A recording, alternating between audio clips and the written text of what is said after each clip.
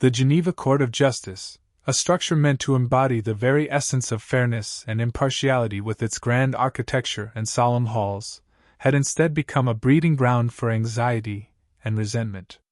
Under the stern gaze of Judge Isabelle Du Bois, the promise of unbiased judgment seemed to wither, replaced by a palpable sense of dread that clung to every corner of the courtroom. Sunlight streamed through the towering windows, but it did little to dispel the shadows of doubt that lingered in the minds of those who frequented the space. The air itself seemed to vibrate with unspoken fears, a testament to the judge's reputation for capricious rulings and her unwavering commitment to her own personal biases. Seasoned attorneys, normally unflappable in the face of legal challenges, found themselves checking their notes repeatedly, their palms sweating as they anticipated the judge's inevitable objections and derisive remarks. Junior lawyers, barely out of law school, trembled visibly, their dreams of upholding justice clashing with the grim reality of a system seemingly rigged against them. The defendants, their futures hanging precariously in the balance, sat hunched and anxious, their eyes darting nervously around the room, searching for any sign of hope in a place that seemed to offer none. Judge Du Bois, perched upon her elevated bench like a queen surveying her realm, exuded an aura of absolute control. Her every movement was calculated, her every word carefully chosen to reinforce her authority. The rustle of her black robes as she shifted in her seat, the deliberate click of her reading glasses as she adjusted them on her nose, these small, seemingly insignificant gestures carried the weight of her immense power. Her gaze, sharp and unwavering, pierced through the carefully constructed defenses of even the most seasoned legal minds, exposing their vulnerabilities and exploiting their weaknesses. She held the fate of each individual in her hands, and she wielded that power with a chilling efficiency, leaving a trail of broken lives and shattered dreams in her wake. In this oppressive atmosphere, where justice seemed to have abandoned its post, a spark of defiance was about to ignite, promising a clash of wills that could either perpetuate the cycle of injustice or tear it down completely. Jean-Pierre Leclerc, however, was not like the others. He didn't enter the Geneva Court of Justice with trepidation, but with a quiet, focused determination that radiated outward, a subtle disruption to the otherwise suffocating atmosphere. He wasn't immune to the stories that circulated about Judge Du Bois. He knew her reputation well. But fear wasn't in his repertoire. He carried himself with an almost effortless grace, his tailored suit fitting him perfectly, a subtle statement of competence and confidence.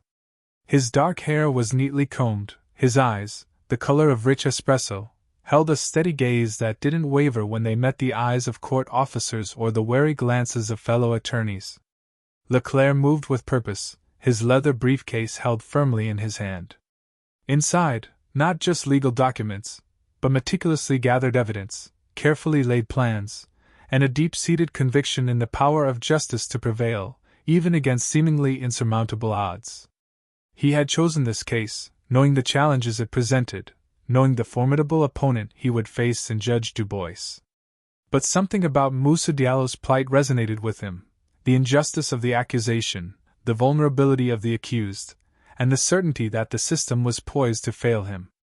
As he walked towards the defense table, a murmur rippled through the courtroom.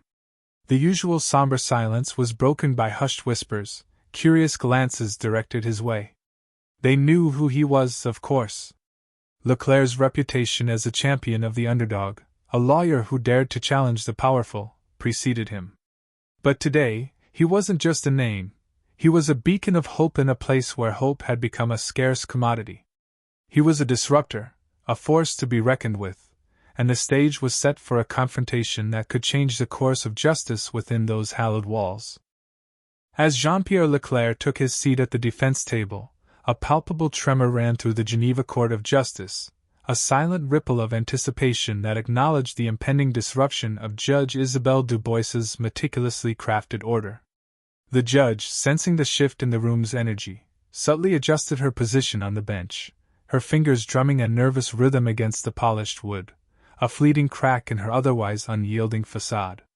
The warm, almost maternal smile she had bestowed upon the young prosecutor, Antoine, moments before vanished, replaced by a cold, assessing glare directed at Leclerc. It was a look intended to convey her authority, a silent command to fall in line, but Leclerc met her gaze unflinchingly, his dark eyes holding a depth of resolve that seemed to penetrate her carefully constructed defenses. From the outset of the proceedings, Judge Dubois's bias was not a subtle undercurrent, but a roaring torrent threatening to drown any semblance of fairness. While she offered Antoine gentle encouragement, a patient hand guiding him through the complexities of the law, she subjected Leclerc to a relentless barrage of dismissive remarks and thinly veiled contempt. Her interruptions were frequent and pointed, her objections nitpicking and often lacking legal merit. When Antoine stumbled, she offered a lifeline, subtly suggesting lines of questioning or reframing his arguments to strengthen his case. But for Leclerc, there was only obstruction and hostility. His objections, even those firmly rooted in established legal precedent, were dismissed with a curt "overruled," often accompanied by a disdainful sigh that reverberated through the hushed courtroom. She allowed the prosecution's witnesses to offer speculative testimony and blatant hearsay, while simultaneously cutting Leclerc off whenever he attempted to challenge their credibility. She seemed determined to silence any voice that dared to question her authority, any argument that threatened to disrupt her predetermined narrative. The courtroom, once a symbol of justice and equity, was transformed into a theater of injustice, with Judge Dubois playing the role of director and Leclerc cast as the defiant rebel refusing to adhere to her script. The weight of this blatant prejudice hung heavy in the air, threatening to crush Moussa Diallo and erode any remaining faith in the legal system. Yet Jean-Pierre Leclerc remained steadfast, his commitment to his client and the principles of justice fueling his determination to fight back against the tide of corruption. He was a lone David facing a Goliath of judicial power, and he was armed with nothing but the truth and an unwavering belief in the possibility of a fair trial. Despite the oppressive atmosphere and Judge Isabelle Dubois's blatant attempts to undermine his efforts, Jean-Pierre Leclerc remained a bastion of calm and controlled defiance. He recognized her tactics for what they were, a deliberate attempt to provoke him, to goad him into a display of anger or disrespect that would give her grounds to silence him, or worse, remove him from the case entirely. Leclerc knew that succumbing to his emotions would be playing directly into her hands, and he refused to give her that satisfaction. Instead, he employed a strategy of meticulous precision and unwavering professionalism. He became a master of the subtle art of legal warfare, using his knowledge of the law and his sharp intellect as weapons against the judge's prejudice.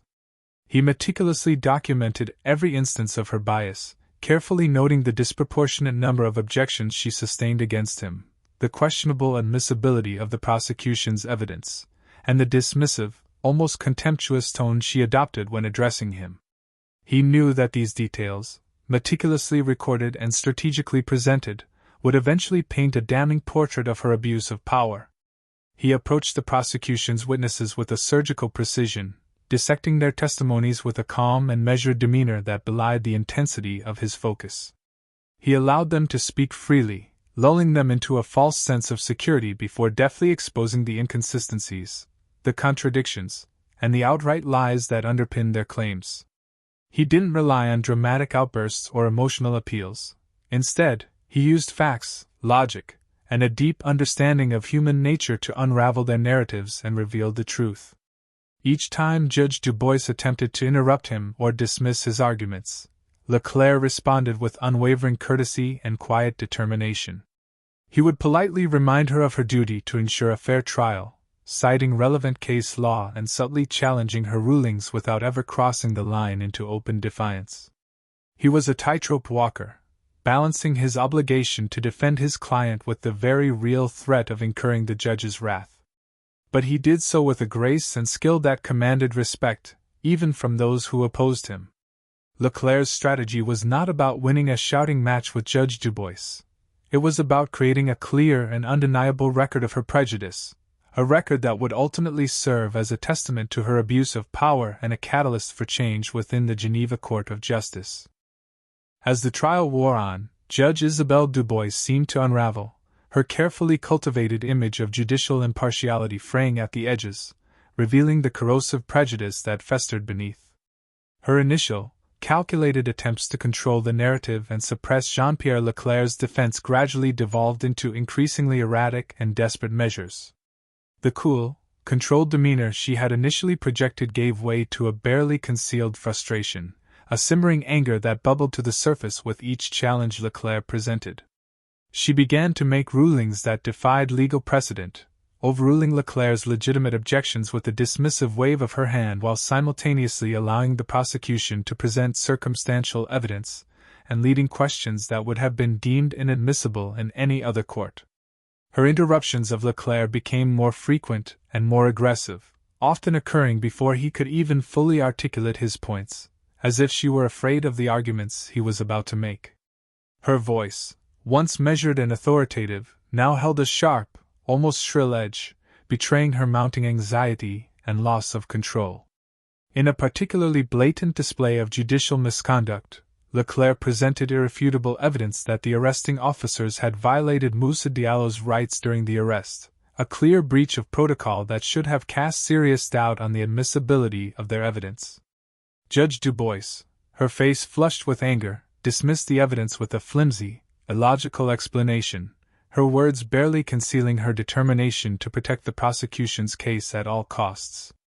The courtroom, which had initially been filled with a palpable sense of fear and intimidation, began to stir with hushed whispers and nervous glances. Even some of the most seasoned court observers, individuals who had witnessed countless trials and seen their fair share of judicial misconduct, exchanged incredulous looks, their faces betraying their astonishment at the judge's brazen disregard for the rules of law. Antoine, the young prosecutor who had initially seemed so eager to please Judge Dubois, began to show signs of unease. The flicker of doubt in his eyes grew stronger with each passing day, replaced by a growing sense of discomfort as he witnessed the judge's increasingly desperate attempts to manipulate the proceedings. It was becoming clear to everyone in the courtroom, except perhaps Judge Dubois herself, that her actions were not only unjust but also self-destructive. With each biased ruling, with each blatant display of prejudice, she was digging her own grave, unwittingly paving the way for her own downfall. She was so consumed by her desire to control the outcome of the trial that she had become blind to the consequences of her actions, setting in motion a chain of events that would ultimately lead to her own demise. The air in the Geneva Court of Justice, already thick with tension and simmering resentment, suddenly became charged with an electric anticipation as the heavy oak doors at the rear of the courtroom burst open, shattering the strained silence. All eyes, save for Jean-Pierre Leclerc's carefully controlled gaze, snapped toward the unexpected intrusion, the rhythmic drone of the trial momentarily forgotten. Two figures, starkly contrasting the somber-suited lawyers and anxious spectators, strode purposefully into the room. They were not local law enforcement. Their posture, their bearing, radiated an authority that transcended the familiar confines of the Geneva legal system. Their dark, impeccably tailored suits seemed to absorb the light, making them appear even more imposing as they moved with unwavering determination towards the bench. A palpable hush fell over the courtroom, the only sound the sharp, decisive clicks of their polished shoes against the marble floor, a rhythmic drumbeat that signaled the impending disruption of the established order. Jean-Pierre Leclerc, though visibly surprised by the intrusion, maintained his composure. A flicker of something akin to anticipation danced in his dark eyes, a recognition that this unexpected intervention could be the catalyst that finally shattered Judge Dubois's carefully constructed facade of authority. He had spent weeks meticulously documenting her bias, patiently waiting for the opportune moment to strike. Perhaps, he thought, this was it. Judge Isabelle Dubois, on the other hand, appeared visibly shaken. The carefully controlled composure she had maintained throughout the trial began to crumble, replaced by a flicker of fear that betrayed her carefully concealed anxiety. Her hand, adorned with a heavy gold ring that symbolized her power, trembled slightly as she reached for her gavel, a subconscious gesture of defense against the unknown threat that had just entered her domain. The lead figure, a tall, imposing man with a face etched with a stern determination, stopped directly before the bench, his gaze locking on to Judge Dubois with unwavering intensity. "Judge Isabelle Dubois," he announced, his voice resonating through the hushed courtroom, each word carrying the weight of his authority. We need to speak with you immediately." The announcement hung in the air like a thunderclap, shattering the carefully constructed illusion of order and plunging the courtroom into a state of stunned uncertainty. The future of the trial, the fate of Moussa Diallo, and the integrity of the Geneva Court of Justice itself now hung precariously in the balance, suspended by the unspoken purpose of these unexpected visitors. Judge Isabelle Dubois, momentarily paralyzed by disbelief and a dawning sense of dread, frantically scrambled to reclaim the remnants of her authority. "This is outrageous!" she exclaimed, her voice trembling with a mixture of indignation and fear. "I am in the middle of a trial! You cannot simply barge in here and disrupt the proceedings." She attempted to project an air of injured innocence, to portray herself as the victim of some absurd misunderstanding. The lead agent, however, remained impervious to her theatrical display. His gaze, fixed on the judge with unwavering intensity, held no trace of sympathy or deference. "This cannot wait, Judge Dubois," he stated firmly, his voice cutting through the rising tide of murmurs that swept through the courtroom. "We have a warrant for your arrest." A collective gasp, a wave of stunned disbelief, surged through the courtroom. The hushed whispers that had characterized the proceedings suddenly exploded into a chaotic chorus of gasps, exclamations, and incredulous murmurs. Seasoned lawyers, accustomed to the predictable rhythms of the Geneva legal system, exchanged wide-eyed glances, struggling to comprehend the magnitude of what they were witnessing. Even the most hardened criminals, sitting silently in the gallery, seemed taken aback by the sheer audacity of the event unfolding before them. The agent produced a crisply folded document from his inner jacket pocket, holding it aloft as if presenting a sacred text. "Isabelle Dubois," he announced, his voice resonating with unwavering authority. "You are under arrest for bribery, abuse of power, obstruction of justice, and violation of civil rights, as detailed in this warrant authorized by the International Criminal Court." He proceeded to read the charges aloud, each word ringing with the force of a thunderclap in the stunned silence of the courtroom. The accusations were damning, a comprehensive indictment of Judge Dubois's years of alleged corruption and abuse.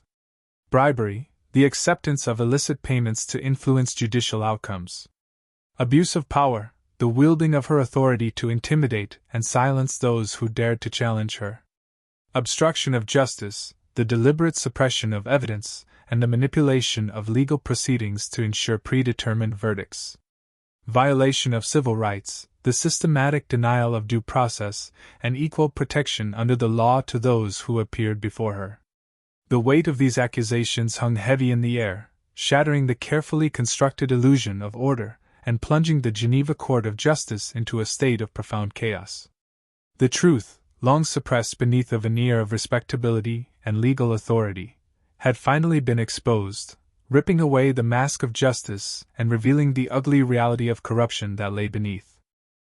In the stunned aftermath of the charges being read, a profound silence descended upon the Geneva Court of Justice, a silence so complete that it amplified the frantic beating of hearts and the shallow gasps of disbelief rippling through the room. It was Jean-Pierre Leclerc who finally broke the spell, rising from his seat with a quiet dignity that belied the intensity of the moment. He had been anticipating this day, preparing for this confrontation, for weeks, perhaps even years. And now that it had finally arrived, a sense of calm resolution washed over him, replacing the simmering frustration he had endured throughout the trial. He addressed the two Interpol agents, his voice clear, resonant, and imbued with an unwavering conviction. "Given these extraordinary circumstances," he began, his words carefully chosen to convey the gravity of the situation, "I move for an immediate dismissal of all charges against my client, Moussa Diallo." He paused, allowing the weight of his request to settle upon the room, allowing the implications to sink in for every individual present.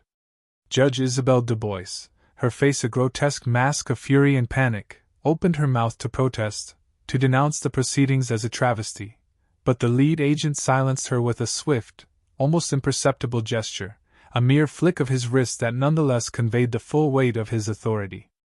The power dynamic had irrevocably shifted. The courtroom, once firmly under her control, now belonged to a higher power, a force that even her considerable influence could not withstand. The lead agent, his expression betraying a hint of curiosity beneath his professional demeanor, turned his attention to Leclerc. "On what grounds, counselor?" he inquired, his tone neutral but not unkind. He recognized that the events unfolding were unprecedented, and he was willing to listen to reason, to ensure that justice was served in its purest form. Leclerc's gaze swept across the courtroom, lingering momentarily on the stunned faces of the jurors, the frantic scribbling of the reporters, and the bewildered expressions of the spectators. He spoke slowly, deliberately, each word carefully weighed for its impact. "On the grounds," he stated, his voice ringing with conviction, "that this entire trial has been irreparably compromised by the demonstrable bias and corruption of Judge Isabelle Dubois. From the moment these proceedings began, my client has been denied his fundamental right to a fair and impartial trial," he continued, his voice rising in intensity. "The evidence presented, the rulings made, the very foundation of this case has been tainted by her prejudice. Witness testimony has been selectively admitted, legal precedent has been disregarded, and every attempt to present a legitimate defense has been met with obstruction and contempt. To continue this charade would be a gross miscarriage of justice." Turning his attention to the newly appointed judge, a somber-faced magistrate who had been hastily summoned to replace Dubois, Leclerc concluded his impassioned plea. "I implore you, Your Honor, to recognize the profound injustice that has been perpetrated here. I submit that the only equitable and just course of action is to dismiss all charges against Moussa Diallo and allow him to walk free, a victim of a corrupt system that has failed to uphold the very principles it is sworn to protect."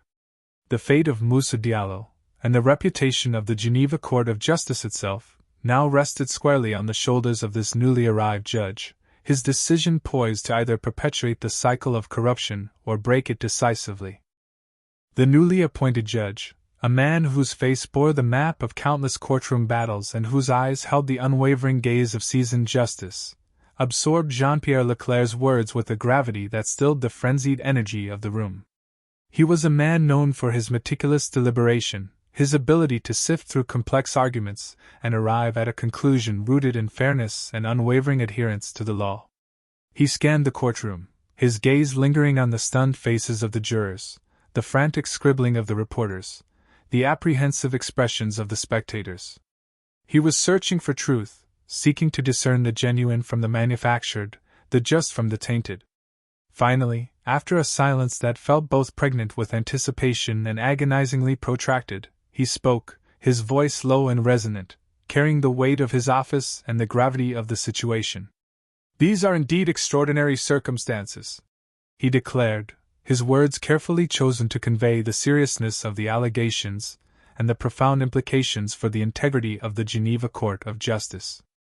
"Given the credible evidence of bias and potential corruption on the part of Judge Dubois, and in light of the documented violations of standard legal procedure throughout these proceedings," he paused, his gaze sweeping the room, "I find it impossible to proceed with this trial while maintaining any semblance of fairness or impartiality." A collective breath, a wave of pent-up emotion that had been building since the dramatic entrance of the Interpol agents, swept through the courtroom. A mixture of relief, disbelief, and quiet triumph filled the air, as if a dam had finally broken, releasing the flood of anxiety and uncertainty that had been held back for so long. Moussa Diallo, who had sat silently throughout the ordeal, his face etched with a complex tapestry of hope and despair, finally allowed a flicker of genuine hope to ignite in his eyes. The burden of false accusation, the weight of a system seemingly determined to condemn him, began to lift. The judge, his voice now ringing with the authority of his office, delivered his verdict. "Therefore," he stated, "I am compelled to grant the defense's motion. The charges against Moussa Diallo are hereby dismissed, effective immediately. He is free to go." He turned to the bailiffs, his command leaving no room for hesitation. "Release the defendant at once." A moment of stunned silence hung in the air, as if the courtroom itself was struggling to comprehend the sudden shift in fate. Then, with a sharp, metallic clang that echoed through the room, the handcuffs were removed from Moussa Diallo's wrists, the sound a symbolic breaking of the chains that had bound him to a corrupt and unjust system. It was a sound that represented not only his freedom, but also the potential for redemption for the Geneva Court of Justice itself. Moussa Diallo, blinking in the sudden light of his newfound liberty, rose slowly to his feet, his legs trembling slightly beneath him. He turned towards Jean-Pierre Leclerc, his eyes overflowing with an unspeakable gratitude, a profound acknowledgement of the debt he owed to this man who had dared to challenge a corrupt system and fight for his freedom against seemingly insurmountable odds. He had been on the precipice of losing everything, of becoming just another statistic in a system that often failed to protect the innocent. But thanks to Leclerc's unwavering commitment and exceptional skill, he was free to begin again, to reclaim his life from the clutches of injustice. Jean-Pierre Leclerc watched with a quiet satisfaction as Moussa Diallo, finally unshackled from the weight of false accusations and judicial prejudice, walked out of the Geneva Court of Justice, his steps tentative yet imbued with a newfound sense of freedom. It was a moment that Leclerc had worked tirelessly to achieve, a testament to his unwavering commitment to justice and his refusal to yield to corruption. He knew, however, that this single victory, however profound, was merely a skirmish in a much larger, more protracted battle. The war against injustice, prejudice, and the abuse of power was far from over. It raged not only within the hallowed halls of the Geneva legal system but across the globe, casting a long shadow over countless lives.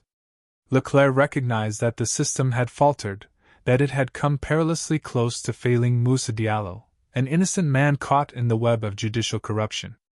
It was only through the unwavering dedication of a few individuals, the courageous pursuit of truth, and the unwavering commitment to the principles of justice that the system had been forced to correct its course. But the fragility of this victory was not lost on him. The forces that had enabled Judge Du Bois to operate with impunity for so long, the systemic biases that had allowed her prejudice to flourish, remained deeply entrenched within the institution. And undoubtedly, there were other individuals, cloaked in the authority of their positions, who were continuing to abuse their power and betray the public trust. A renewed sense of purpose surged through Leclerc, a burning determination to continue fighting for the marginalized and the vulnerable, to challenge the powerful and the corrupt, and to ensure that the principles of justice were upheld for all, regardless of their race, religion, or social standing. He felt a profound responsibility to use his skills and his knowledge to protect those who could not protect themselves, to be a voice for the voiceless, and to shine a light on the darkness that threatened to engulf the legal system. As he turned to face the throng of reporters who had gathered, their faces a mixture of excitement and anticipation, their pens poised to capture his every word, Leclerc prepared to deliver his message, a call to action that he hoped would resonate far beyond the walls of the Geneva Court of Justice. He knew that the media played a crucial role in holding power accountable, and he was determined to use this opportunity to inspire them to continue their important work. "Today," he began, his voice strong and clear, cutting through the din of the courtroom, "we have witnessed a triumph of justice, a victory for truth over corruption. But let us not be lulled into complacency. This is not an ending, it is merely a beginning." He implored the reporters to delve deeper, to investigate further, to expose the systemic issues that had allowed Judge Du Bois to operate with impunity. He challenged them to hold those in power accountable for their actions, to shine a light on the dark corners of the legal system, and to ensure that justice was not just a word on a page, but a living reality for all. He then turned his attention to the citizens of Geneva, and indeed, to the citizens of the world, urging them to demand transparency and accountability from their legal institutions, to participate actively in the democratic process, and to hold their elected officials responsible for upholding the principles of justice.